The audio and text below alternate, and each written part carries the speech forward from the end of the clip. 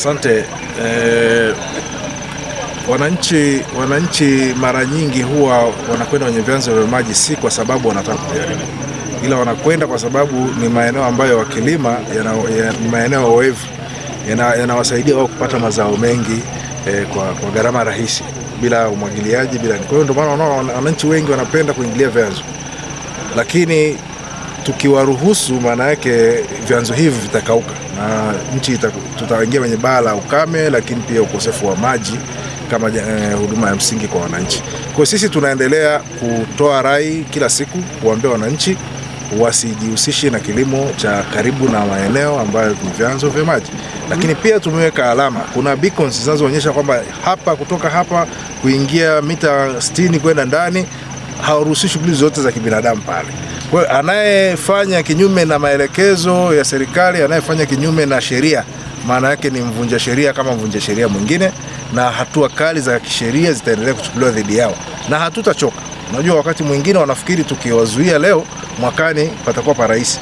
Hatutachoka kwa sababu sheria hazijabadilishwa. Kwa hiyo tutaendelea kusimamia sheria, na tunawataka wananchi na wenyewe wafuate sheria bila kushurutishwa. Nilijaribu kuuliza aina ya vitisho ambavyo wanapata, na kwa maneno yao si vitisho ambavyo ni physical, vitisho visivyoonekana. Kwa hiyo uoga wao wa kuchukua hatua ndio unaofikisha hapa mpaka tunaletewa sisi viongozi wa wilaya, ni kwa sababu ya uoga wa viongozi wa kijiji kuchukua hatua. Kwa hiyo mimi nimewaambia na wenyewe nitawachukulia hatua kwa kutokuchukua hatua. Lakini tunaanza na wale wahalifu, lakini pia viongozi kama viongozi hatutavumilia udhaifu wao katika kutokuchukua hatua. Ni mambo ambayo ni ya kisheria na ni ya msingi. Okay, asante sana. Na uharibifu wa vyanzo vya maji katika kata ya Magamba imekuwa ni jambo linalojirudia, na inaonyesha kabisa pale aidha viongozi wanafahamu au wananchi hawasikii wanachoambiwa, kwa sababu wameshafanya uharibifu wa miundombinu ya maji zaidi ya mara 3. Na mimi nasema ule ni hujumu uchumi kama hujumu uchumi mwingine. Tunaendelea kuwatafuta, na sasa hivi jeshi la polisi linaendelea na kazi yake. Wako ambao wameshakiwa na hatua za kisheria zinaendelea kuchukuliwa, lakini tutakapowabaini, maana yake ni wahujumu uchumi kama wahujumu uchumi wengine, tutawafungulia kesi za hujumu uchumi na lazima watatumikia kifungo. Kwa hiyo tunazidi kutoa onyo kwa watu wa maeneo haya, sana sana kwenye kata ya Magamba ikikithiri kwa uharibifu wa miundombinu ya maji.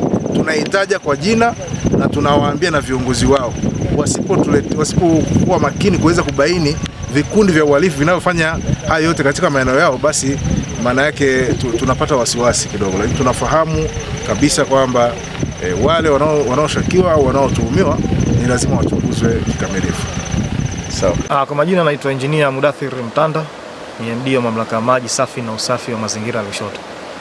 Bomba linaloonekana hapa nyuma ndilo bomba lililohujumiwa na watu wasiojulikana. Hili bomba linatoka katika chanzo chetu cha Kibohelo, linapeleka huduma ya maji katika mji wa Lushoto. Sasa tuna takribani siku 3 limehujumiwa kwa kukatwa na mapanga. Tuna wananchi wetu wa Lushoto mjini wana siku 3 hawakupata huduma kabisa ya maji, hali iliyopelekea changamoto kuwa kubwa sana.